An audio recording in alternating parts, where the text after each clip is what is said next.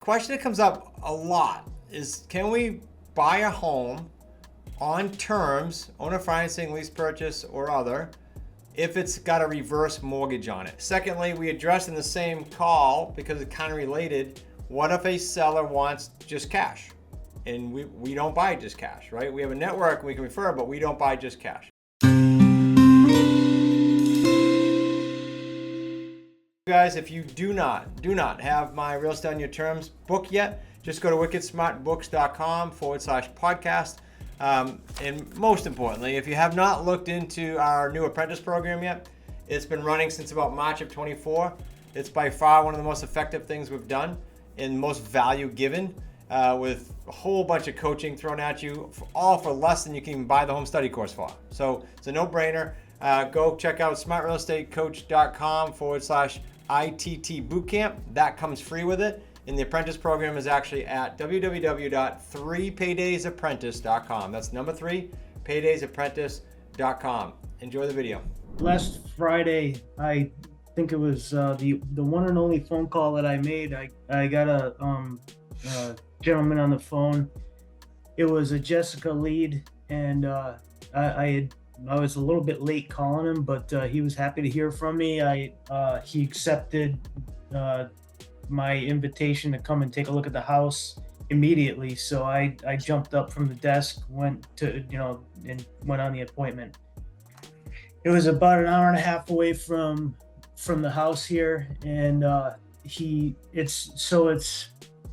it's out on the New York border. Well, it's in New York, Washington, New York. And it's about 27 acres. It's, I would say, distressed. It needs some work. It's 4,000 or 5,000 square foot house on this 26 acres. What's the price, John? It's he's asking 1.175. And what's he owe? 800. Thereabouts. And you jumped on it because he said he's open? Yeah, and he was right up front. He said, "I do have a realtor. It's been on the market for about a year." He goes, "But I don't have a problem chopping her off if we could come to some type of an agreement. Of course, I don't want to chop her off unless I'm 100% sure that I want to do a deal with you." So that's why I went right on the appointment. Went down there, checked it out. He hopped me in the car.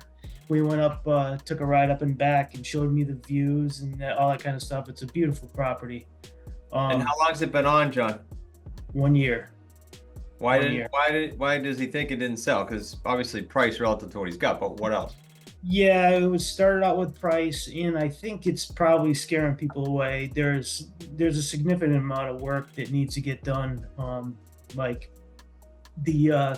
It's got, I could imagine when it was in prime condition, it was beautiful. Patios, stone walls, koi pond, decks and stuff like that. But you can tell he fell way behind. His wife passed away, it sounds like 2-3 years ago. And ever since then, he's 87 years old, so he can't keep up with even mowing the fields anymore. He's got a nice tractor with a bush hog on it, and to mow the field. He said, "I can't even do that anymore." So how'd you leave it with him then? Like, where is this right now so we can help you? Basically, I said, I'm going to come back. I'm going to go talk to my partner.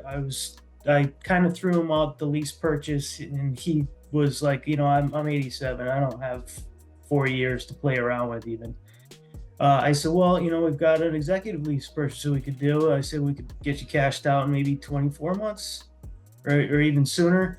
And he liked that idea, and I explained it to him.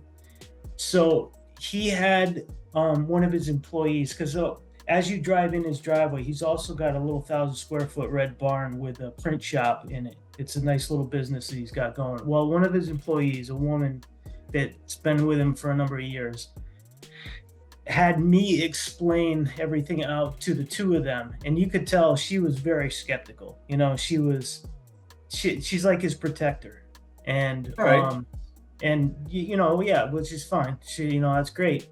But my point in saying that is, when I tried to call him back after, he seemed very receptive. He was looking forward to to He's hearing ghosted you? from me, and yeah, ghosts. All right. So So- what do you want to do next? You tell us. You're gonna do your normal follow up. You're gonna say this is gonna get you the most money and outline it on an AO email. You've done a few with me, and then leave it in his court. Right. I get Right. old. I was kind of throwing it out there, figuring that maybe it's I don't know if you were available to give him a call. I mean, I don't know that he needs a whole lot of convincing. Maybe Well, wait, John. Hold on now, because did you send him the numbers, just the pure math yet? Oh no, I didn't even send him any numbers. I told him, I said, listen, let me go talk to my partner. I kind of left it open to come back and say, hey, my partner and I were probably thinking, an AO would probably fit you really good. Yeah. and, you use and the if, executive lease. Yeah. yeah, Not the AO. But right. okay. So does he do email? Yes. Then unless Russ has a different opinion, I don't see why you wouldn't just go, met with my team. Here's how the numbers would look hypothetically on our executive lease purchase that I explained. Give me a call to discuss. Okay. Right, Rusty? Okay. I mean, you deal with that price range. Okay. I'll do That's that. it. And then if he wants to talk, you can say, we can both call you or call me at your earliest convenience. Like, just move it along. Right. Okay. Well, I told him, I said it'd probably be middle of the week here before I got back to him. So, it's not like I'm falling behind or anything like that. I'm still in the window. I just Send happened it- to try to. Send it today using that format you and I did with the other one. Okay. They all work the same. Like, we can do it right now, Rusty, right? Yeah, Design- just in the email. Hey, I talked to my senior partners.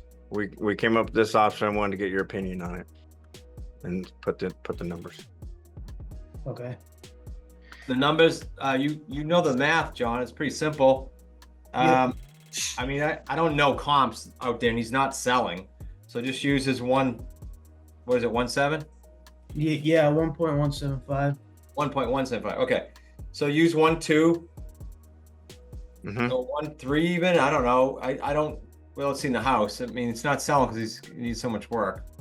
But it's just a hypothetical only, so you can show him how the math works. He's gonna get this much up front, and that's a jumbo. So you're talking a couple $100,000 down. He gets half. You get half. In the email, because of his age, I'd probably address what he say. You mention your age. We will specifically look for a buyer, ideally that can cash it out earlier than later. And you get to decide before we accept them. I'd put that right in there. Okay. Because his, whatever you call it, watchdog will read it. Just make sure it makes sense. Right. Okay. Sounds good. I could do that. Yeah, I know you can. And I was gonna ask you too, not to jump off of this one that quick, but what do you think about George there? I know I'm you gonna said call him something- next. He's sitting right here. Uh, George was the 569. You gave him owner financing options. Those are sitting in Slack, right? yeah, I believe so. No, I don't know. I had to text those over to him because he gave me a bad email. Yeah, but you and I and Rusty have that thread where we were talking about them. They're in there. Oh yeah, I think that's right too. Yeah. Okay. Yeah. So I was just gonna. I mean, quite frankly, there's no hurry because he didn't call you back yet. But I'll put a call to him today or tomorrow. Just say, just following up. You and I talked, and then you and John talked, and John texted you some numbers. Okay. That's what I was gonna say. All right. Perfect. Awesome. Thank you. Wednesday's Appreciate probably that. better, and quite frankly, I think waiting is better anyway. So I'll probably call him tomorrow, but it's on my desk now. Okay. Cool. Yeah, I was just I was wondering what your thoughts were. He about was a that little one. cocky. I think I posted that call in the thing. Cocky's not the word. He just was like, I don't think he's there yet. Right. I think he's gonna wear out eventually, but we'll see. That was kind of the weirdest appointment that I ever been on, because as soon as I got up onto the deck, which is the way into the house, he was coming out, and he immediately had me show him show him my license, and he took a picture of it, and then he leaned over the deck and took a picture of the license plate on my vehicle. Like I don't know. It was like, I mean, I wouldn't let someone take a picture of my license. Side note, because now it's in his phone. But just for you to know for the future, I don't give a shit if he takes a picture of your license. What do you say? I mean, he's like, I don't know you, and I don't. I get why he feel did it. I just don't want my license in your phone. Are you not? What are you not comfortable? Let's talk about it. Gotcha. It is weird, to be honest with you. So when I call him, you just gave me some more context. Who knows what he's gonna say? Yeah. John, you I- had some really weird appointments. I mean, remember the one that closed the door on you? I mean, Yeah. Yeah. you John, have to how old is this talk guy? about your appointments. Which one? George? How old's Uncle George? He's 83. Yeah. So okay, it is what it is. So next time you get someone older on the phone, just say, "Is there anyone else that you'd like to have there with you?" When I get out there. Okay. There's I just mean, too his many wife- idiots around with scams. That's why you can't blame people, right? Right. You know, his wife was there, but yeah, they're both they're elderly, so you know. I mean, Okay. Yeah, you're right, Corolla. I got some weird ones going on up here in Connecticut. let's have Rusty and I mean, I talked to that guy, so I wouldn't have projected that, but let's have Rusty and I do more of those pre-appointment calls with you, for you. Hey, the next step is before I come out, Rusty or Chris, they're my partners, they're going to give you a buzz. And it's almost like, you know, someone's going to come to your siding or your roof quote, and the office calls first and says, here's what you're going to expect, and, you know, and confirms all the numbers. We could do that. Yeah, that actually would give the credibility. Yeah, that would be cool. I think so. Plus, yeah, you don't get that next level of credibility. Okay. I'll call him. Thanks. That'd be interesting now. Yeah. Appreciate it.